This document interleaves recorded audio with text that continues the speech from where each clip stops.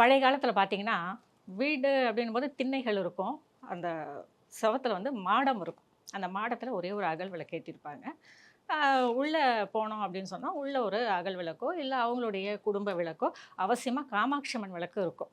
நம்ம எல்லாருமே வந்து வீட்ல வந்து காமாட்சி அம்மன் விளக்கு ஏத்துவோம். பொண்ணுக்கு சீதனமா குடுக்கறது, வரக்கூடிய மருமகளும் சீதனமா எடுத்துட்டு வர்றது அப்படின்னு பார்த்தா, அந்த விளக்கு தான். காமாட்சி அம்மன் விளக்கு அப்படின்னு நம்ம சொல்லுவோம்.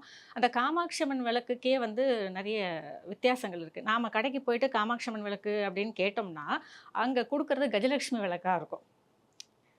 எல்லாருக்குமே அது தெரியாது.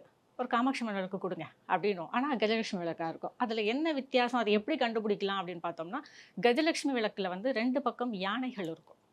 காமாட்சி அம்மன் விளக்குல வந்து அம்பாள் வந்து கையில கரும்போட உட்கார்ந்திருப்பாங்க. இதுதான் வந்து காமாட்சி அம்மன் விளக்கு. இத வந்து நம்ம அடையாளப்படுத்தி, அதற்கு பிறகு நெறைய பேர் அந்த காமாட்சி அம்மன் விளக்குன்னா இதுதான் அப்படின்னு தெரிஞ்சுக்கக்கூடிய அளவுக்கு இப்ப நெறைய மக்கள் தெரிஞ்சுக்கிட்டாங்க. MCR Pure Cotton Club, formals and casual shirts.